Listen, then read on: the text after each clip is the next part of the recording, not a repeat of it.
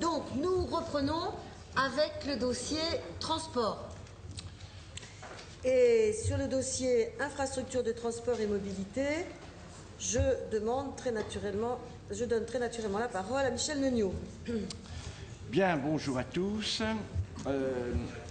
Mobilité, transport, c'est un sujet transversal dont nous avons déjà parlé à l'occasion des dossiers examinés hier, puisqu'on ne veut pas parler de formation dans les territoires, de développement économique des territoires, de développement touristique, sans que les mobilités soient au cœur des problématiques et des moyens de réaliser la proximité sur les territoires. L'engagement de la présidente a été, pendant la campagne électorale, la mobilité partout et pour tous. Et c'est ça ce qui soutient l'ensemble des politiques que nous allons mener.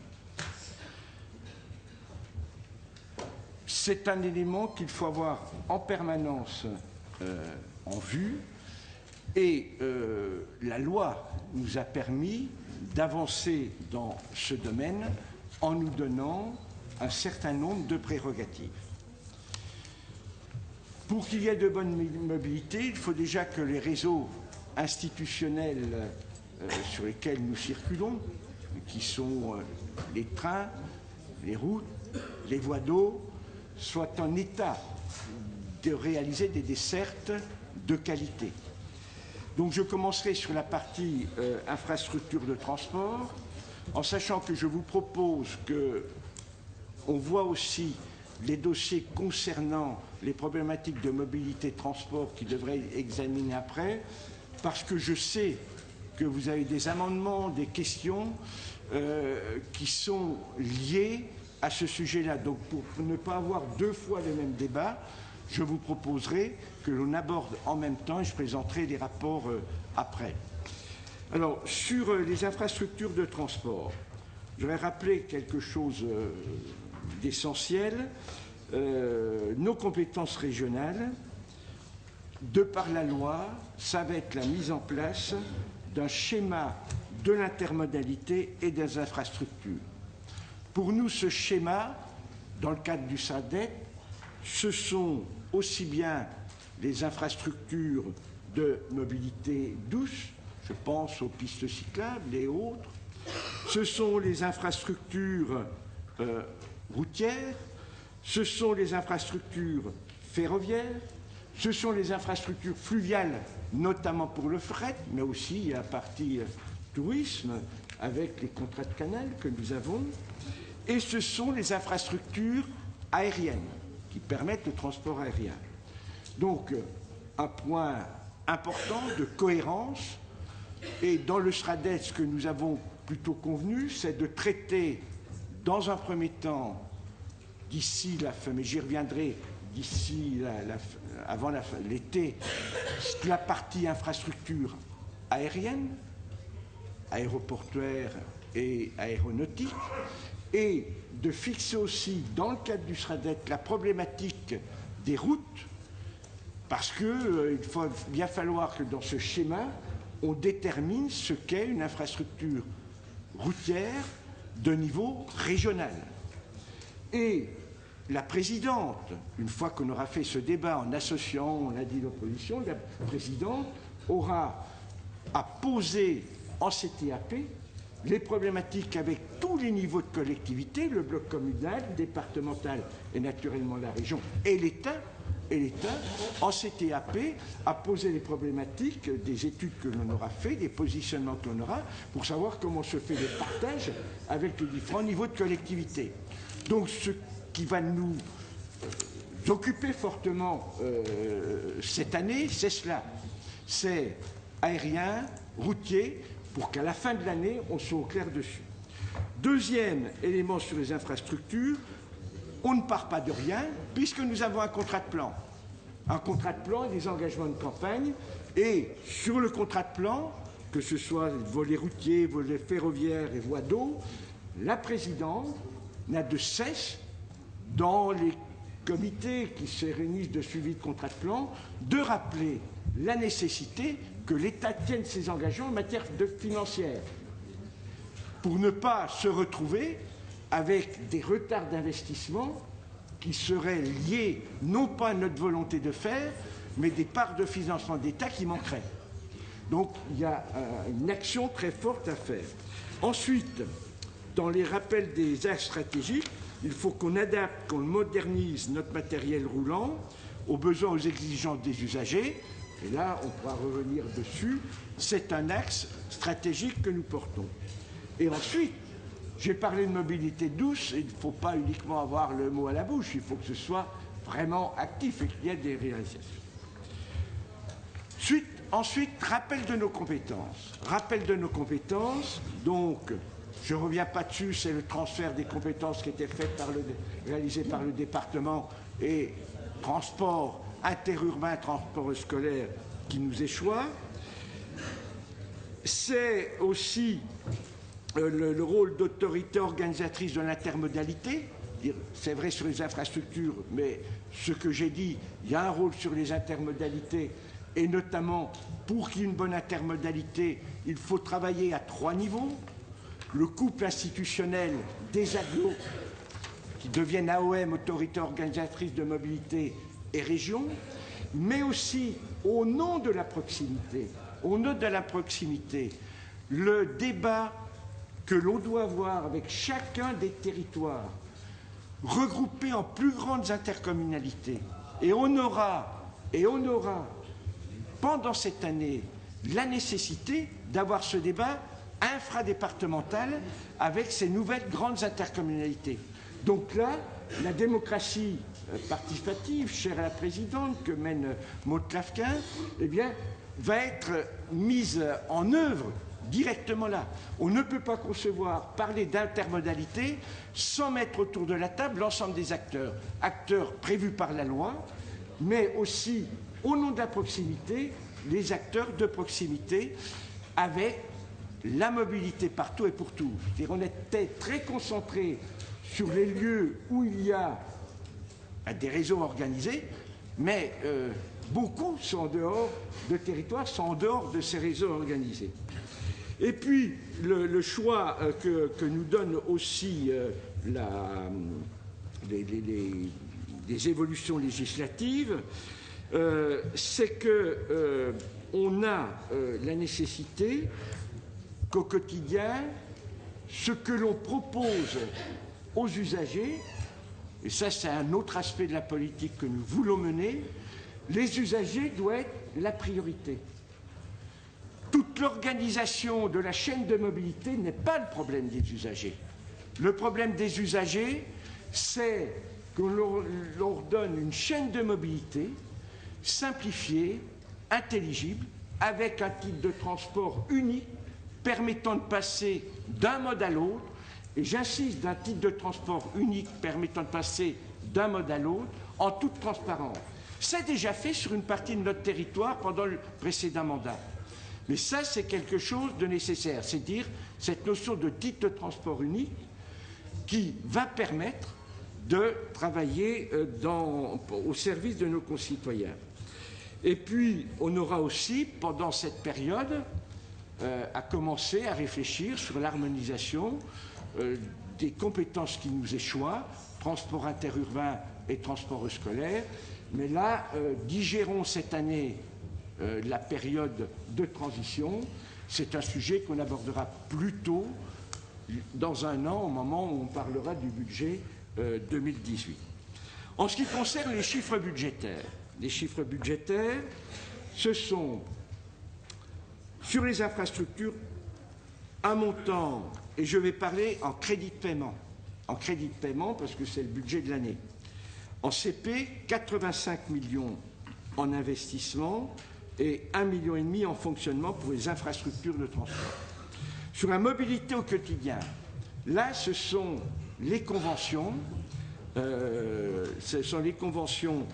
qui sont SNCF, où on a deux rapports, c'est pour ça que je propose de le mettre en même temps, un premier rapport sur lequel on est avec une convention Franche-Comté qui vit sa vie, sa dernière année de vie, puisqu'une convention à 5 ans qui était prévue, qui se déroule, et il y a chaque année un bilan qui en est fait.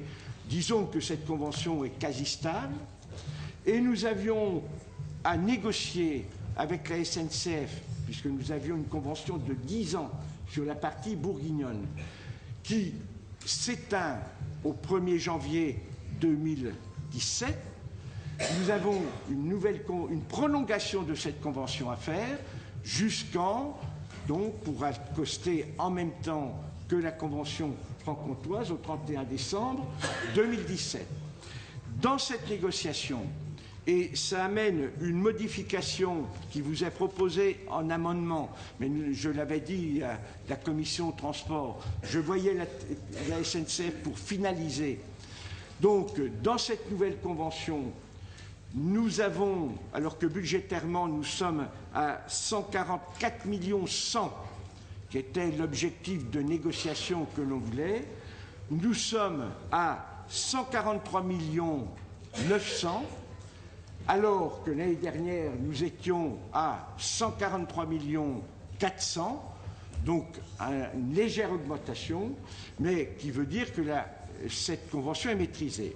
Elle est maîtrisée financièrement, elle est maîtrisée avec deux éléments nouveaux que l'on va faire sur l'année. Premièrement, je vous l'avais dit, sur le contrôle des titres de transport dans les trains. Nous allons faire différemment sur les trains qui sont des trains du quotidien, c'est-à-dire sur l'Étoile du Dijon, Mâcon, Châlons, Dijon, Issurti, Dijon, l'Élôme Dijon, c'est du train du quotidien.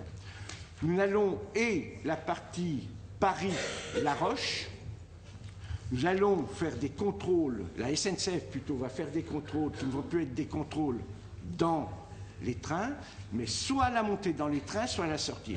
Et nous le faisons avec un matériel qui est adapté pour assurer toute la sécurité de cela.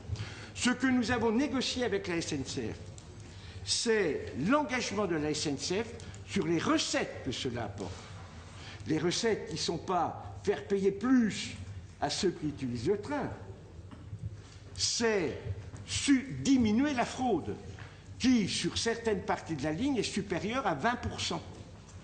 Et on estime, la SNCF estime et s'engage dans l'avenant que je vous propose à la Convention, s'engage à ce que les recettes supplémentaires intégrées dans la Convention pour 6 mois de pratique de contrôle de cette façon rapportent 1,1 million de recettes supplémentaires. 1,1 million de recettes supplémentaires. Et ça serait une bonne chose pour les prochaines conventions de vérifier cela. Je crois que c'est un élément important.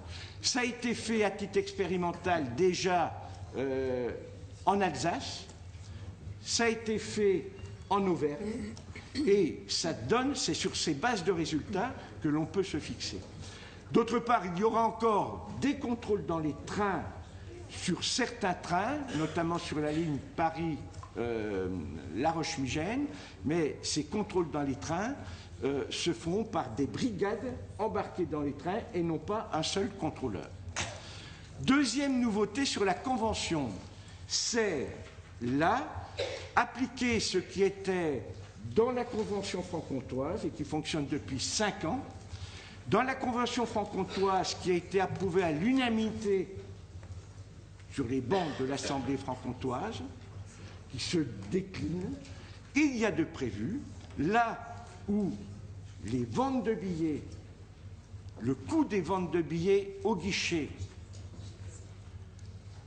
correspondent parfois, sont inférieurs en chiffre d'affaires à ce qui est au coût du service, c'est-à-dire le coût du service du vente du billet dans une gare est supérieur au chiffre d'affaires généré par cette gare, et souvent le chiffre...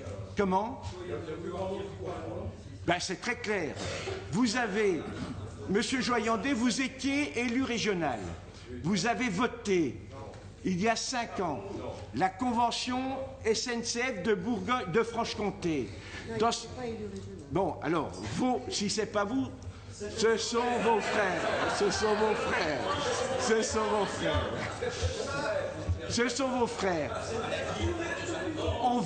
On votait. Eh bien, je vous explique.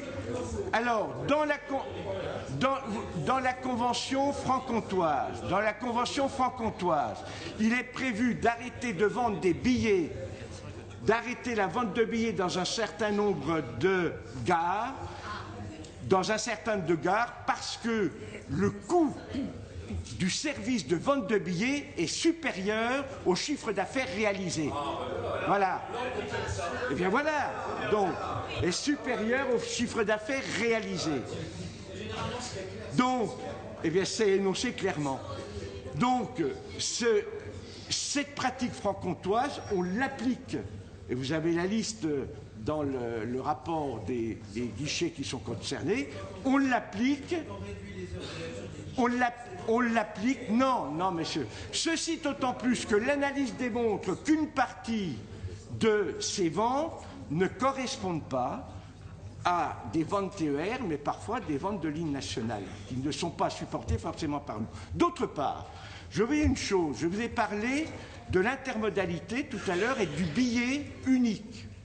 Ce billet unique d'intermodalité, qui va être sur la chaîne de mobilité, qui va pouvoir mettre du car, du transport à la demande et du train, et quand on arrive dans une aglo du tram, du car, ce billet unique va être vendu ailleurs que dans les gares. On ne va pas demander aux usagers des cars départementaux d'aller dans les gares pour acheter ces billets. Donc, ce que l'on a à terme en perspective, c'est bien d'avoir une vente qui se fera par d'autres modes que la vente de ces titres de transport unifiés uniquement dans les gares. Donc, on a une partie qui va se faire sur ce sujet. Alors, ensuite, si on veut illustrer quelques éléments déterminants que l'on a, et je pense que vous avez un certain nombre de questions qui vont nous permettre d'avancer. Sur les infrastructures, nous avons le débat public sur la VSEA, et je vous demande d'y participer. Vous avez un document qui est téléchargeable qui fixe bien le débat, c'est un engagement de développer ça, il faut s'en emparer. Nous avons un rapport, nous souhaitons sur l'aérien développer une activité de transport aérien, un modèle économique viable, en nous appuyant sur les 34 plateformes aéroportuaires aéronautiques qui sont réparties sur l'ensemble du territoire régional. D'où l'étude qui va débuter, qui a commencé, où le 25, une commission d'élus va se réunir le matin. On invite toutes les plateformes aéroportuaires l'après-midi. Ensuite, un autre élément sur la mobilité douce que je veux mettre en avant, ce sont les déploiements de 31 abris vélos sécurisés dans les gares ferroviaires. Et puis, c'est la mise en accessibilité pour les personnes à mobilité réduite dans les principales gares. Là, on retrouve l'illustration de ce que l'on veut faire, étant entendu que tout le reste est compris dans le contrat de plan, il s'agit de le faire globalement, et l'eau est dedans, puisqu'on a parlé de la Saône, sur d'autres sujets, de la Seine, tout, je ne reviens pas dessus. Sur les mobilités, comment ? La Loire, plutôt que la Seine. Il y a la Loire, mais ils avaient parlé de la Saône hier. Hein. Voilà, oui. Voilà. Oui, mais on n'a pas de travaux sur la Loire en infrastructure, voilà, prévu dans le contrat de plan. Sur les mobilités au quotidien, donc, notre objectif sur la nouvelle convention est clair. Et on a une commission ad hoc qui va se réunir dessus pour faire le suivi. Nous en sommes convenus avec les oppositions. Notre objectif est d'avoir une convention qui ne soit pas malthusienne.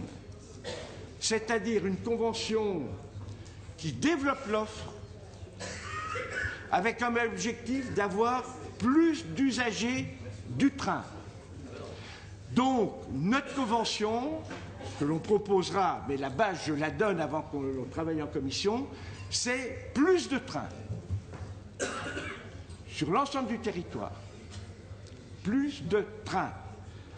Deuxièmement, c'est, pour réaliser cela, une gamme tarifaire qui soit lisible et dynamique. Je ne vais pas rentrer dans le détail, on aura le temps de le faire, mais modification de la gamme tarifaire à l'image de ce que l'on a fait sur les petits prix et les prix d'appel que l'on a fait en 3 zones. Ensuite, c'est assurer cette année de transition, c'est améliorer l'information des voyageurs par une nouvelle version de Mobigo sur l'ensemble du territoire. C'est-à-dire, qu'est-ce que c'est que Mobigo? C'est un site de calculateur d'itinéraire mêlant tous les modes de transport, de la marche à pied et peut-être à l'avion, si on arrive à trouver des choses dessus. Oui, oui, de la marche à pied à l'avion, c'est cela, en passant le covoiturage, l'autopartage et ainsi de suite. Mais ça fonctionne déjà dans la brique actuelle. Et c'est aussi une centrale unique, téléphonique, dans laquelle on peut appeler simplement une incidente par rapport au billet. Quand on n'est plus dans les guichets, un coup de fil au numéro unique et Mobigo, un partenariat avec la Poste, la personne peut être livrée chez elle du titre de transport pour ceux qui ont la version de cet outil-là. Je donne cet exemple-là, c'est la voie du progrès. Ensuite, c'est généraliser progressivement le titre unique de transport. C'est la direction dans laquelle nous allons aller. Voilà donc les éléments que je voulais vous donner pour présenter cela, en sachant très bien que vous aurez un certain nombre de questions à poser dont je n'ai rien dit parce que je les connais un peu, qui permettront, une fois que vous les aurez exposées, ben oui, je sais, puisqu'on en a débattu, vous allez vous poser un certain nombre de questions auxquelles je répondrai. Je préfère faire comme ça plutôt qu'avoir un exposé trop long. Alors je voulais vous présenter, pour que tout soit resté, j'ai parlé de l'amendement à la convention TER Bourgogne, qui est un des rapports. Je vais vous parler de la contrat d'objectif Liveo-Vesoul, qui est le rapport 4.5, qui est un rapport là où on fait un point d'étape de la convention Liveo et on l'a reconduit. Sans rentrer dans les détails techniques, c'était vu en commission, il y a eu un accord dessus. Le rapport suivant, qui est le rapport portant sur la convention d'exploitation TER Franche-Comté, je vous en dis quelques mots. C'est l'application chiffrée des objectifs par rapport à ce qui s'est passé en 2016 et qui amène à un accostage de la convention à peu près au même niveau financier. Ensuite, vous avez un autre rapport qui est celui sur la convention bourguignonne, qui est donc celui-ci, je l'ai présenté puisque c'est les conséquences des décisions que l'on a prises, notamment sur le contrôle, qui permet d'avoir l'accostage que nous avons. Et voilà, je pense avoir présenté tous les rapports correspondant à la partie sur les transports et intermodalité. Voilà. Bien. Alors, qui souhaite intervenir sur la base de cette présentation? Monsieur Jean, Monsieur Lombard.